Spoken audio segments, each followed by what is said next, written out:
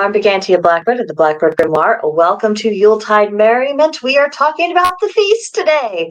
Tonight, Yuletide festivities begin, and I'm sure most of you are probably prepared, ready to go, and you're going to execute your plan, and it's going to be just great. However, in case anyone watching this video has left all this to the very last minute, we're going to be going over a few ideas. You might be a little bit rushed, but you got something. There are variations for the following suggestions that do require less cooking time than if you did the whole 9 yards. And of course, every ingredient in every dish has magical properties that can be intentionally drawn upon and directed. For that, you can consult your correspondence book, or you can just do a simple internet search, and that'll put you in pretty good stead. So let us begin, my darlings. So for the main course, the most common things are ham, turkey, and roast. And of course, for a roast, you might choose just two particularly good portions of beef that are somewhat smaller. That takes a lot less time to cook, and you can still do a really nice cranberry sauce, the rosemary, and everything else. If you add cloves to it, oh, chef's kiss. For the turkey, sometimes in the grocery store, I am able to find just turkey breasts or just turkey legs. So that might be a more less time consuming possibility for you. Also with turkey, now if you don't have your turkey unfrozen, yes, you're going to have problems. But if you do, or if you're able to do that relatively quickly, one way you might choose to cook it is to actually fry it. You could divide it up into portions just the way you would do a chicken. And if you could fry it conventionally on the stovetop, or if you have an air fryer, you could do it there. But that's another way to cut down on the cooking time, but still have a really delicious main course. And then ham. Ham is the most user-friendly thing in the universe. You can get a thawed ham from the grocery store. You can zhuzh it up with some sauces. Then you just set it in the oven for a few hours. I forget how many minutes per pound or at what temperature, but you can look that up. It's easy to find. And and there you go. And you just wait for it, and it is heaven, and it looks tremendous. And it's one of those dishes to where it looks like you went to a lot more effort than you actually did. So if you are needing to impress very quickly, I recommend the ham. Or if you're having a smaller celebration, if you get ham steaks, that's enough to where you could just get a portion per person in your family. You can still do something nice with it, but then again, you don't have all the leftovers of the ham. So you have possibilities, gang. Some traditional sprouts that are associated with the various celebrations this time of year. Brussels sprouts, I know a lot of people are pretty iffy about that. Our English cousins seem to have a pretty good impression of it, so perhaps there is a way to cook it to where that it is palatable. Um, then you might do dinner rolls. I have found a picture here where they were decorated and probably flavored. So many different variations with that. Fancified green beans, or if all else fails, open a few cans of green beans, put a ham hock in your crock pot, let it sit for a few hours, and you're good to go. Very easy, very low effort.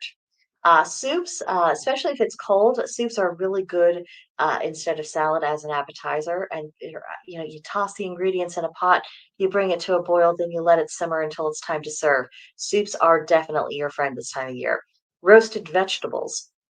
Whatever meat you're doing, if you're roasting it in a pan, you can put your whole vegetables in there with it, especially the root vegetables. You let it roast away along with your meat, and then it tastes great. It soaks up all those wonderful juices. It tastes amazing. It looks really impressive, and again, not as hard as what you might think. And then scalloped potatoes. Even if you made those from scratch, it's not really that difficult to do. You have your scalloped potato pieces, you have your sauce that's usually cheesy. You put in some thyme, some garlic, a little bit of onion. You bake it for about an hour, and then heaven. So you definitely have a lot of options with that. And if all else fails, get some instant mashed potatoes from the store. It'll be okay. Then for drinks, mulled wine is a classic. A lot of people like to do an infused water using seasonal elements and yummy spices. That has sprigs of, there's some, I think that's lime, and I think that's, let's see, I think it's thyme, and I think it's cranberry. So, I mean, just imagine that infusing your water in a few hours, how refreshing that would be when you finally took a sip. Hot cocoa, a classic. It's friendly to all ages, even if the cocoa and its various additives are not very good for the waistline. But we can worry about our waistlines come January.